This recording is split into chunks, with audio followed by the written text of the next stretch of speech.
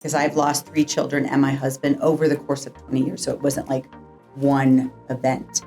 But I would definitely have to narrow it down to the death of my daughter, which we share this trauma together. Hi, I'm Lisa. And I'm Frank. Today, what if mental strength could be trained? Oh my, yes. Dr. Cristy Bundukamara and Evevetta Harris share how to take control of your thoughts and decisions. Let's get encouraged. Yeah, I have several people, moms, saying, I can't take the time to take care of myself right now. And I'm like, you're hitting a capacity ceiling. If you don't take the time, you won't be able to grow. Being more intimate and personal, it has a different effect. A computer can gather information, but where's the personal aspect of it? But if you don't take the time to feel the pain, you won't be able to feel the joy either. Indeed. And those things can coexist. We think pain and joy are like two separate places. I got to get rid of this pain in order to have joy. Yeah. And they can coexist. Yeah. And now you have employees that are willing to stay there because now they have a voice and they can feel heard.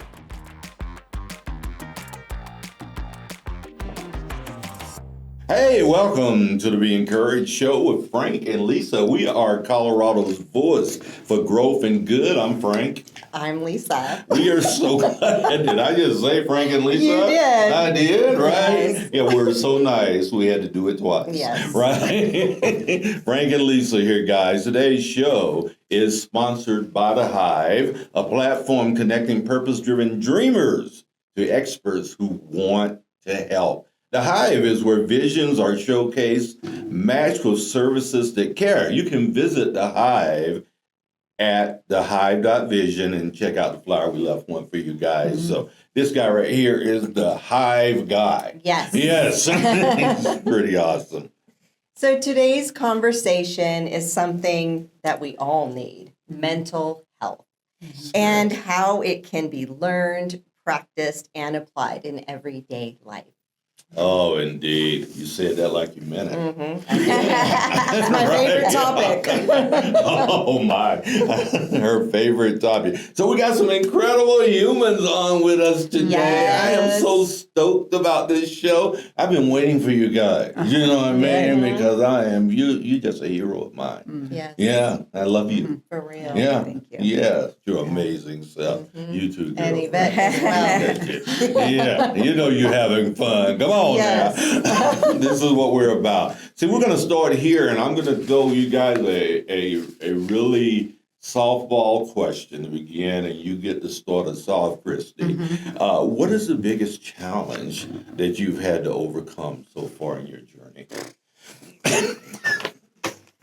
Yeah, and you know my story, so it's Yeah. like it's almost comical to pick one, right? Because I've lost 3 children and my husband over the course of 20 years, so it wasn't like one event. But I would definitely have to narrow it down to the death of my daughter, which we share this trauma together. Evevetta was my nurse for my daughter, and she came to work that morning to work with Maya while I would go to work, and Maya was dead when we walked into the room. And that, and this is after losing 2 children already and going through 10 years of medical trauma with my son, Reggie, who passed away in 2016. That unexpected, like, it was trauma. It was trauma.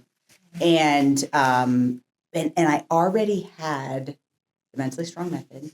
I already had years of experience. I'm a psychiatric nurse practitioner, teaching mental strength, teaching how to overcome grief.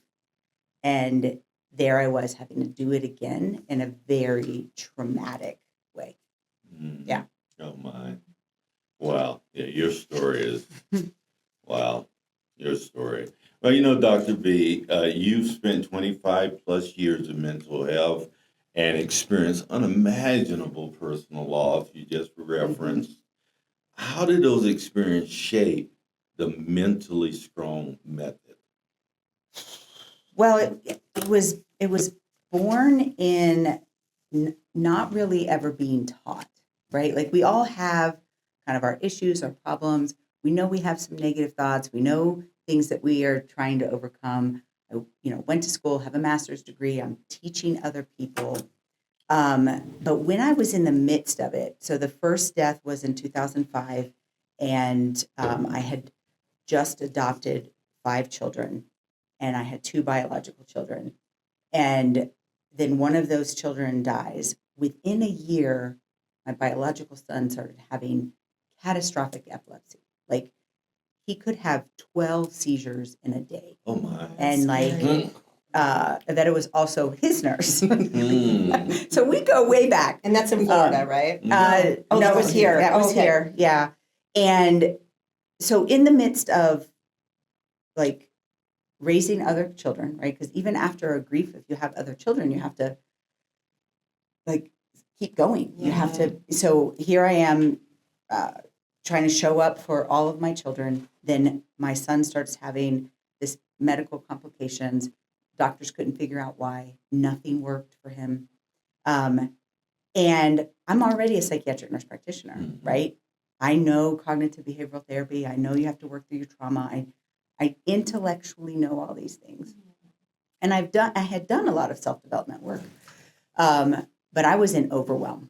I was like, where I think a lot of mothers are, special needs moms, like business owners, anybody who has multiple things on their plate, and then a tragedy happens, and you don't have the capacity to do more, right? And so you're in survival mode. And so I'm in survival mode for likely 10 years, but it is what birthed the Mentally Strong Method, because in the midst of that, I had to like figure out how to take care of myself. I do a lot of self-development stuff. Like I read everybody's books, right? Everybody think positive, right? You've read my book? Yeah. I have not, but you give me a copy and I promise I will. Are you laughing because he doesn't have a book, or he does? Oh yeah. I've We written both 5. just Okay. published a book together, We The just Encouragement recently. Revolution. Thank you. Yeah. Oh, you didn't bring Yeah. them. I know. Right?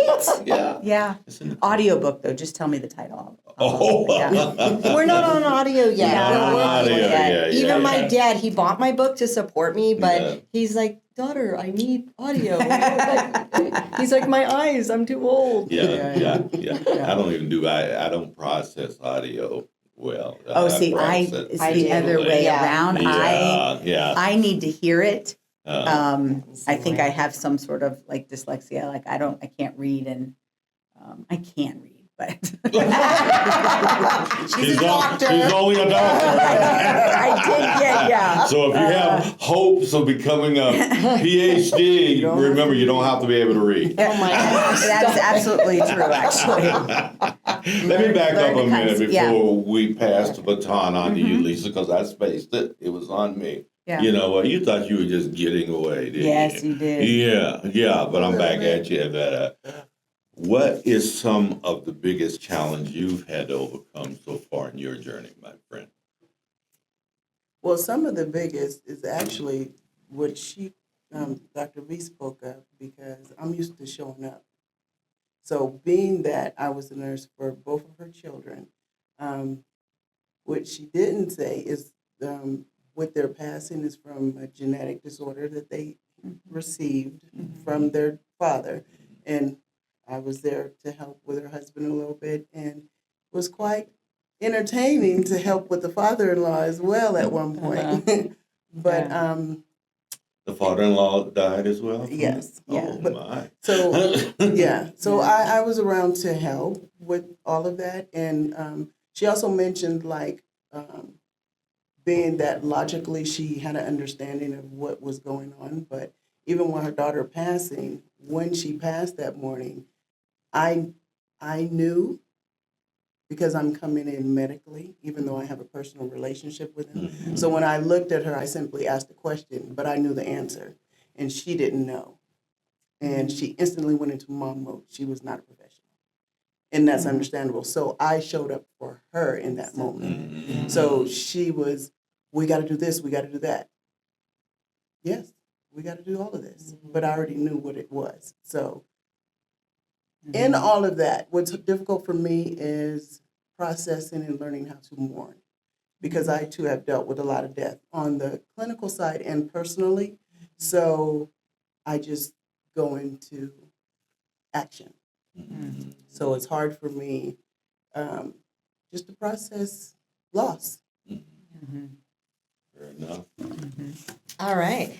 On that note, so you guys, you help bring the message, right, for Mentally Strong. So what resonates with people when you're out there talking to them about the mental strength being something that they can actually learn and implement? That's actually what resonates. Them knowing, like, wait a minute, so I don't have to go to therapy forever? No. No, you don't. That's not the goal. Yes. No. Yeah, right? So, I mean, it's a little bit of codependency, but we don't want people to be codependent. Let's process, learn how to process. And that's why her coined phrase is think, organize, and choose. I love that. Think, organize, and choose. That is so good. Especially when you're in the thick of it, right? Right, Like you mentioned, exactly. you're in the trauma, you're on the overwhelm. And to have that to cling to, I'm sure helped, right? And it works. What resonates also, it's beneficial for all ages. And honestly, the sooner we can get people to start applying the Mentally Strong method and learning how to think, organize, and choose, the better it is. So you have these kids crashing out in school and defiance disorders and all these things, but they're not thinking, they're not slowing down. Right. And if they can learn how to do it and they have the support from their family, so if a parent learns the method or a caregiver learns the method and a kid comes in the house and they had a bad day and they want to shut down, okay, we can give them a minute, but let's talk about it.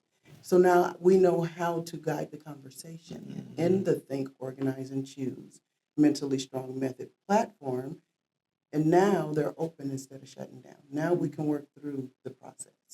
Does that work for teenagers too? Absolutely. Absolutely. I'm in the thick of two 16-year-olds. I'm just saying. I mean, the frontal lobal thing is not there. So the common sense. Because a lot of parents today, they're given the cell phone to the kids, and the kids have so much information coming at them that they don't think for themselves. And to learn this tool would be so amazing. Absolutely. Are you looking to go into schools and help in this realm? Oh, yeah, we would love to. I mean, I think some of it, here in the beginning, we have to do like cash pay services, right? Because insurance doesn't cover the type of learning that we need.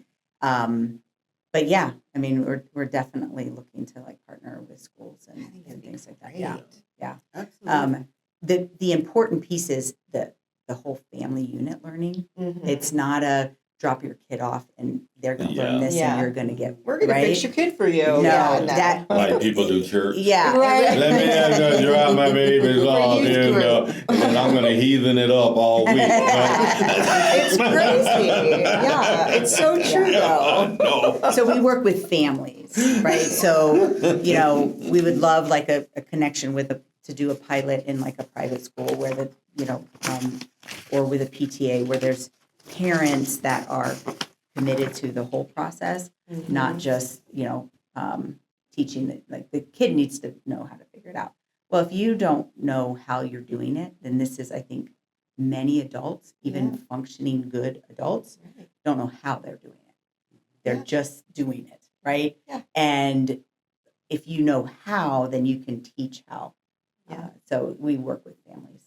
That almost reminds me of when I was a brand new mama and I had my first kid going to school, and I was so appreciative of the first grade. When she went into first grade, they would actually give a sheet of paper for the parents over all these new papers, because I'm a new parent. I have no idea what to do with homework for my child as an active parent. And they would actually give me step by step of what to do every evening to check the box. They had little check boxes, and it was fabulous. But it empowered me as a parent. It's not like I knew what I didn't know. Like I was at a loss, but they empowered me. Yeah. So what you're doing, great, because that's exactly what our 90-day program is. So we have a 90-day Raising Mentally Strong Kids program, and the kid can sit with a coach, but they come in and the parent and the kid are in together for the first 15 minutes and the last 15 minutes. And then it's only 30 minutes alone with a coach. And they're learning to communicate. And then they have a workbook that they are working on throughout that 90 days together at home. That's cool. Yeah. Wow. This is just so awesome, I know. right? Yeah. 3 words: think, organize, and choose, Yep. right? Yep. So, Evevetta, in your role, you see how people respond to the message. What are the most common struggles that people are dealing with right now when it comes to mindset and resilience? The most common, I would say, being overwhelmed, they're stressed, Mm. and that's all ages. And they don't know how to break it up into smaller pieces to, instead of trying to eat the whole elephant at one time. Mm. They don't know how to break it down. Yeah, I have several people, moms, saying, I can't take the time to take care of myself right now. And I'm like, you're hitting a capacity ceiling. If you don't take the time, you won't be able to grow, right? You're just going to be responding. That's so true. It took me to get 50 years old to finally put Lisa first. It took me a minute, but No, I I know. finally Yeah. did. Because, I think us as women, though, really tend to do that. Place the family, the husband, the house, the dogs, the cats, like everything. is before you. Yeah. And then, but then you lose yourself and you're dwindling your strength. And you can't afford to dwindle your strength because you got to be there for all of that, too, right? Yeah. Yeah. Yeah. Yeah. Man, you got her going. I know. Yeah. Sorry. I told you it's my favorite topic. I love it. So, Dr. Cristy, you talk about how people can help everyone else, but still feel stuck themselves. What's happening psychologically in those moments? They're in fight or flight.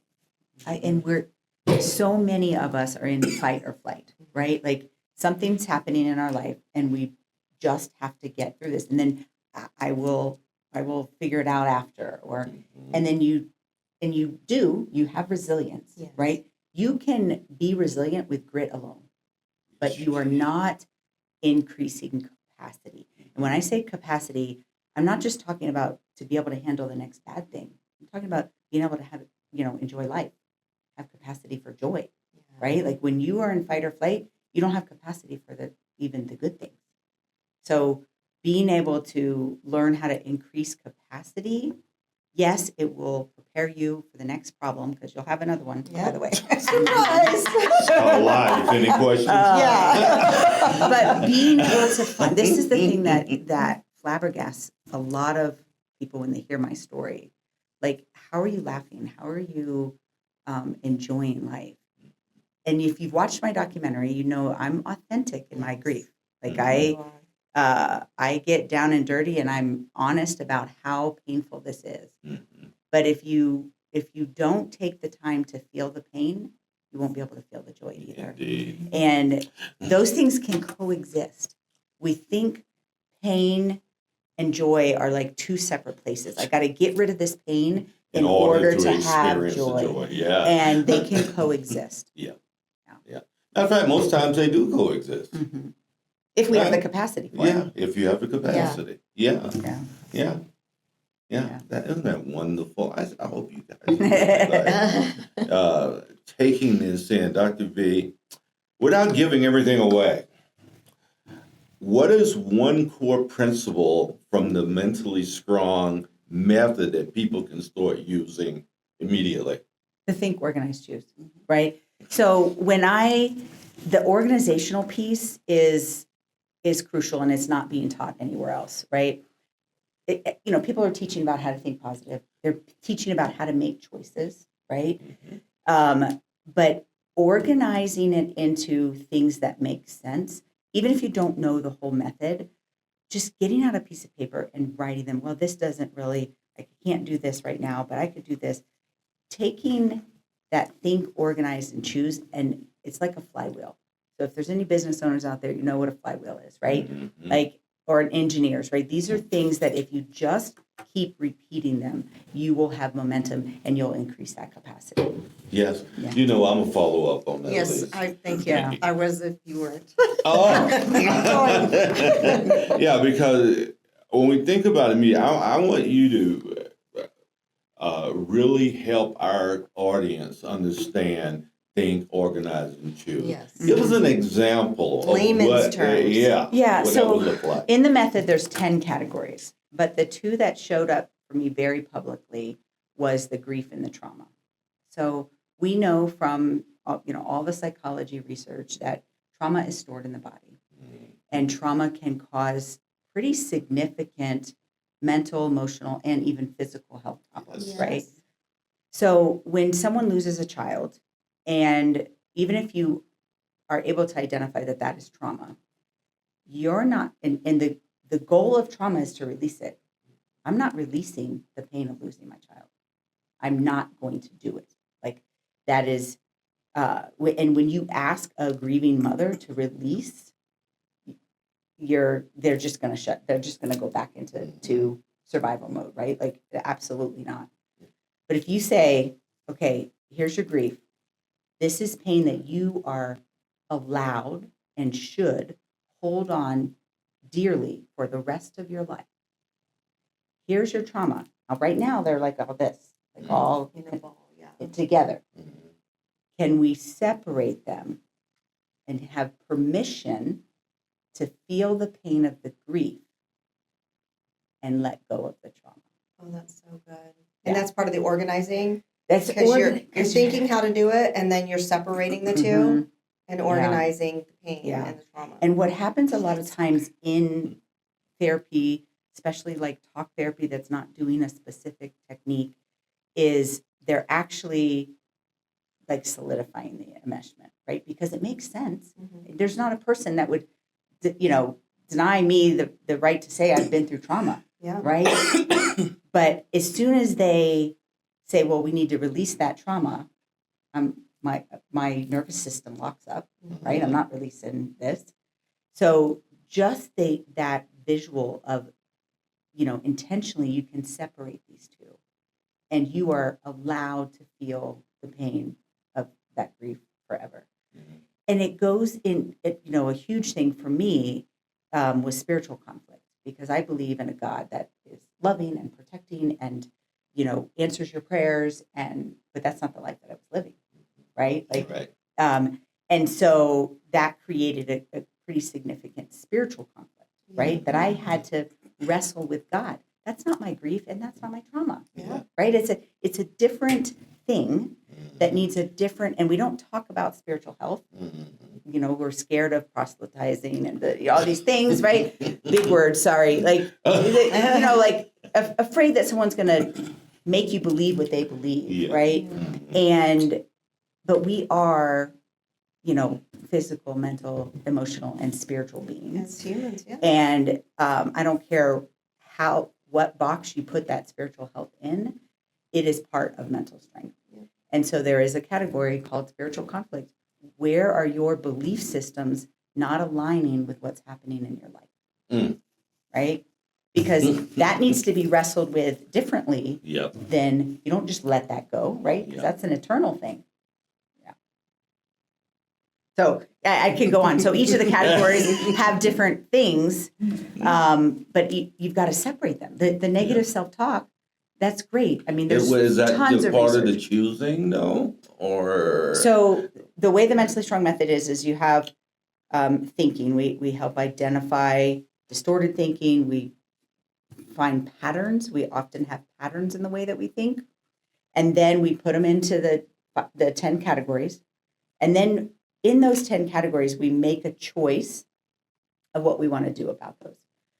Not everything is you're going to do something about at this time in your life, right? This is what she was talking about with making it bite-sized, right? Because when it's all a Not eating mesh, the whole elephant. right? Yeah. But you start to take it apart, and like for example, injustice is another category. It's not fair that I lost my whole family to this ultra rare disease. Nobody had even heard of it, and it's not fair, that just what was on the news recently, 8 children murdered by their father. Not fair, right? Like there's horrible things that happen that are not fair, which could be traumatic for you. If you're watching it on TV, that's not your trauma, so don't take it, right? But it is an injustice. And, we should be socially aware. We should, care about injustices. But if we take that on as our own and we let it leak into our own trauma, right? So separating the injustice as, okay, this is an injustice. I can choose to do something or not do something about it.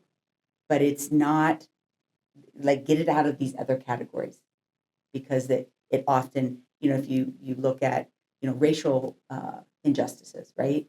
Like if you allow that racial injustice to impact how you think about yourself, you see how those are two different things? I'm not saying that the injustice isn't real, but it is your choice. You're allowing it to seep into how you talk to yourself. We're seeing that in mass And yes, and culture. and how they're talking Right. to others, right? Indeed. Stereotyping them and all the things. Yeah. That's good. Yeah. Thank So you. organizing it, Yeah. figuring it out, so if you think about the enmeshment, like a ball of yarn that a cat got a hold of is most of our brains, right? And it's just all, but like taking, one piece of yarn out at a time and beginning to organize it. It is not a quick fix. Yeah. And we also live in a culture where we want a quick fix, right? Absolutely. Go and do this treatment and then you're not going to, Yeah. have trauma anymore. Well, do you really even know how that trauma is impacting who you are and how you show up? Yeah. So the organizational piece is key. So Evevetta, when people begin applying these tools, what changes are you seeing in communication, relationships, confidence? Mainly confidence and communication, 100%. And again, across the board for all ages. Sometimes people don't even realize that they're gaining this. And in part of the process, we will do a pause and reflect, especially when they start doing the distorted thinking, like it's catastrophic or all or nothing. Well, I'm not doing good and I still feel the same way I did before. So let's pause and reflect for a second. So a couple of months ago, when you had a situation like this, how did you handle it? Oh, I got in trouble and I got in an incident with the cops, or I drank too much, or we're thinking about running away from home. Could be anything. Okay, so what'd you do this time? Well, this time I tried to tell somebody. So you're using it, and it's working. And once it's represented to them like that, they're like, oh, okay. Yeah. I guess. And the flywheel and continuing. Yeah. Okay, you tried it. What worked, what didn't work? How do we, go through this again? Yeah. I love the flywheel analogy. Jim Collins did a great work. That's where I thought you had gotten that from me, because I read that as well. So good to great Arthur, the flywheel. So it's such a great way of positioning the work. Do you do a train the trainer on this stuff?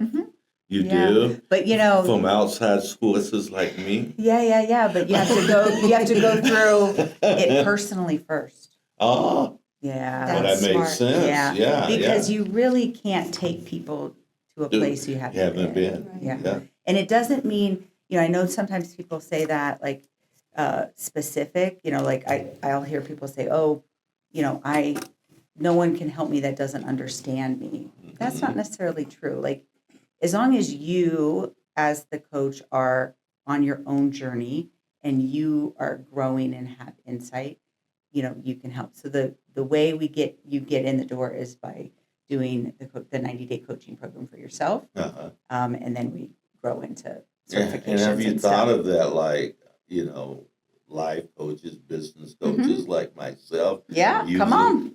Oh, Here's your invite. That's right. Yeah, Evevetta, back at you right quick, my friend.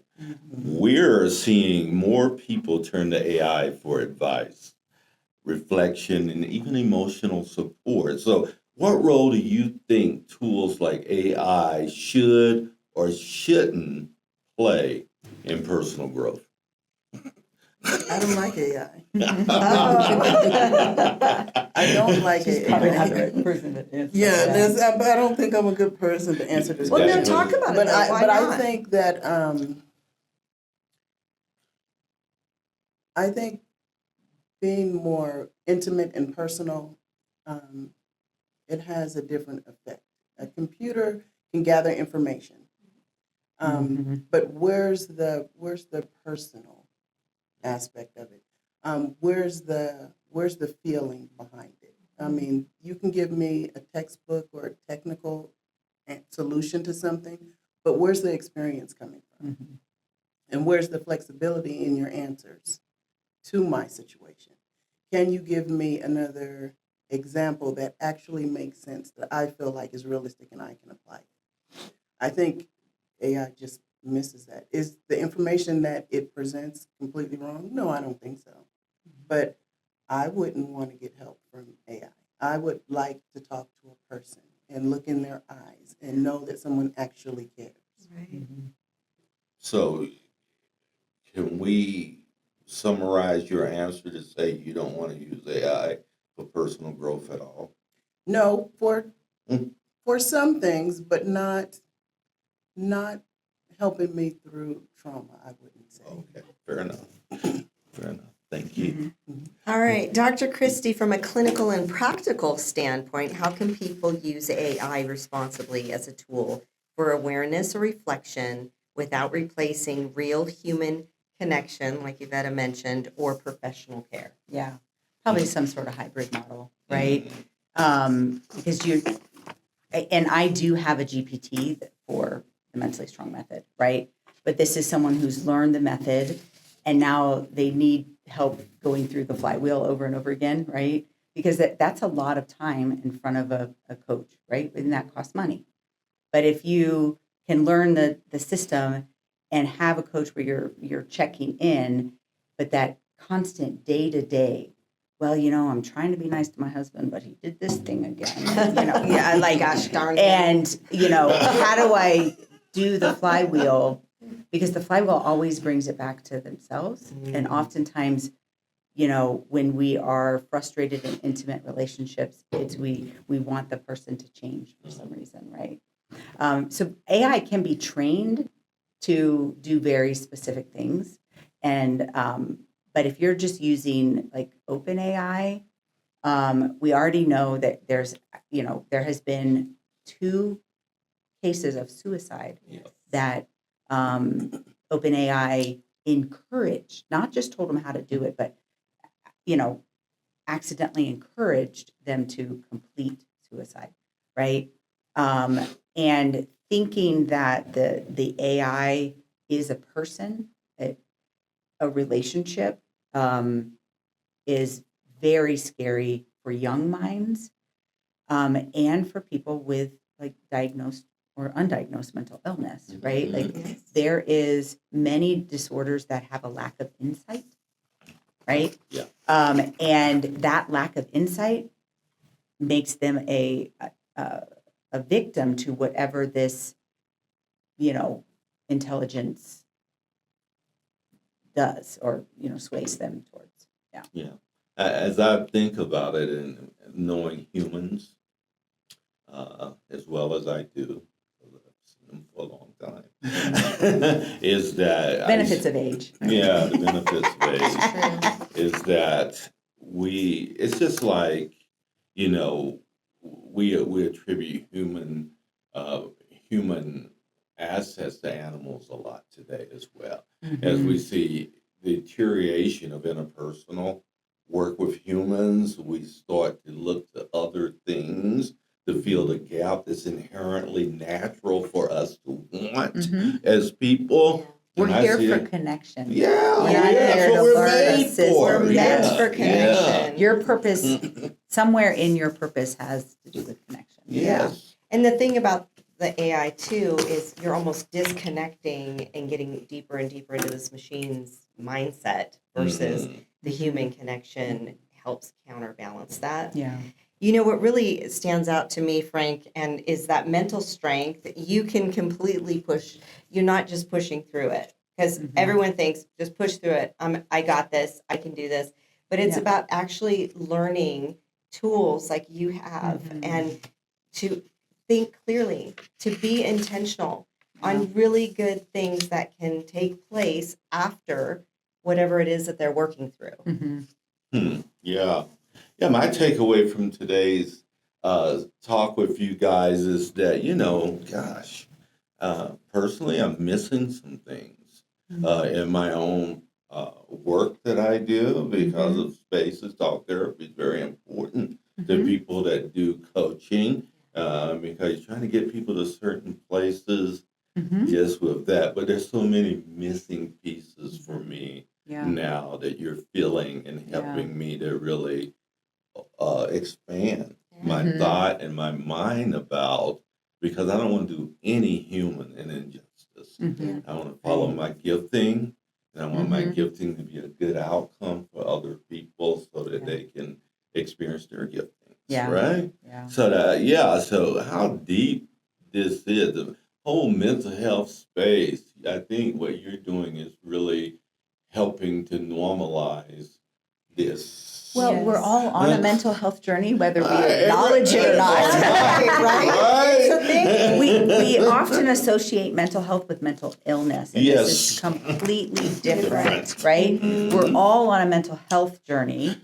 Hopefully, we don't have a mental illness, but that's also okay, right? It is okay. But acknowledging, because what happens often is when we deny we're on a journey, we hit that capacity and then we do have a mental illness, right? Like depression hits, anxiety hits, addiction hits, right? Because we haven't learned that the mental health part of us is something that's learned. It's a journey. We should be doing it from childhood, right? Instead of just surviving, right? And when we deny we're on a journey, any road will take us to where we don't want to go. Right, you're doing those actions, but you're just surviving. Yeah. We are. Right. Just surviving. Just surviving. I've Yeah. done that many times in Yeah. my life. And you've gotten through. Yeah. And you've helped a lot of people. Can we do it with more organization? That's my word. That organization piece is key. Yeah. That's I'm awesome. shocked. Wow, what a great journey. What do you got for them, Lisa? Well, now's my favorite part of the show. Okay. So, Dr. Chris, we're going to start with you. Okay. I would like you to look at that camera and let them know your services, how to reach you. Okay. And then That's an easy also, question. I want you to encourage the world. Okay. Yeah. So wherever you are right now, even if you started listening to this as a business owner, I don't really have anything major going on in your life. Taking the time now to learn mental strength would be a gift, right? Like being able to increase capacity, because you will have a problem. Those of you that kept listening because you were like, oh crap, I got a lot of stuff going on and I really wish I knew how to do it. I'm just surviving. Taking that time to learn to think, organize, and choose. And our programs are here in Colorado Springs, but we also have live events that people fly in for. I have, all kinds of custom packages specifically with me. But even just taking 90 days for yourself and saying, I will learn how to do the Mentally Strong method, that is going to change the trajectory of your life, your mental health journey, because you're going to have the flywheel. You're going to have the flywheel. So whatever happens next, you will have the capacity to deal with that. So mentallystrong.com. I have a free training every couple weeks online just to learn more. Awesome. Thank you. Miss Evetta. Wow. You're next, darling. How can they reach I'm you? just a part of her business here. How can they reach you and then encourage the world? Well, they can reach me through. They can reach me through my email, Evette@mentallystrong.com, but it's all through Mentally Strong. I would like to add, though, We did speak a lot about trauma. However, this program that we have can be extremely beneficial in the corporate arena. I say that because maybe someone is not even ready to deal with trauma at the time, but they are still feeling overwhelmed. And you have your work and then you have home, and they feel like there's no rest or escape in either area. So they go to work and it shows up in work. They're not performing to the best of their ability, whatever. If corporations would consider implementing this method or getting the course to benefit their staff, it will help them to be able to communicate better as far as what their needs are, instead of, I can't take this anymore, and quitting. So now your turnover rate is not as high. And now you have employees that are willing to stay there because now they have a voice and they can feel heard. So I definitely Love want to it. mention that. Yeah, in some way that it can be incorporated into the very fiber and culture of an organization. Yes. And that's the staying power, Yeah. right? Yeah, When exactly. it becomes part of what we do, and it's a day-to-day thing, Yeah. and we know that this is part of who we are. And it is definitely a pain point for business owners because they know they know that they've been through stuff and they've continued to show up for work. This generation doesn't have the grit, and not in a negative way. Like every generation has their own like shift, right? They know that they need to take care of themselves, right? They won't tolerate Right. They certain won't. things. But instead of looking at it as like, oh, this generation has no grit, what if that's a gift that they want to know how early instead of now, awesome. right? So giving them that communication of, it's not just about asking for a mental health day. What are you doing with that mental health day? Are you actually getting stronger, or you just sitting home ruminating on your problems, right? That's good. Yeah. Yeah, generational diversity is the greatest challenge of our business lifetime. Yes. Yeah. It really is. So, This was rich. Good. Thank you. it was. good. It was so rich. Yeah. That wasn't that hard, was it? I even got the story. There wasn't a lot of trauma involved with this. I gave her the escape to use my trauma, our shared trauma Yeah, instead There of we her own go. personal It trauma. Yeah. Sure. That worked for you, didn't it? It did. So- It did. It is beautiful, though, how you did share that trauma. You know, It is. Yeah. What a beautiful story that is. incredible. Yeah. That is. Yeah. Yeah, thank you so much. Yeah, thank you. Yes. Enjoyed it. Come back again. Do another Did you come podcast. back and visit us again? I'll have to learn how to leave the camera. Yeah. We're sponsored by Brandon Kirk from Planet Duck. Yes, he's the owner of Planet Duct, and he has the largest vacuums, strongest vacuums. And what is his slogan again, Frank? Yeah, they're stronger than the vacuum of space. And Brandon and his family, with his 3 children, are just incredible. I know them personally. We've had a great opportunity to know them. He's a great family man. 25 years, been married to, what is his wife's name? Gaba? Gaba. And she's a beautiful artist, and yes, they have an amazing farm as well. But he loves the Colorado Springs. His give back throughout all local businesses in town is amazing, and we sure do appreciate him in town. And one last thing, many of you didn't know this, but Brandon has mentored many small business people in this community. Yes. His give back to our community is exceptional. So they really are. Stronger than the vacuum of space. Look up Planet Duck.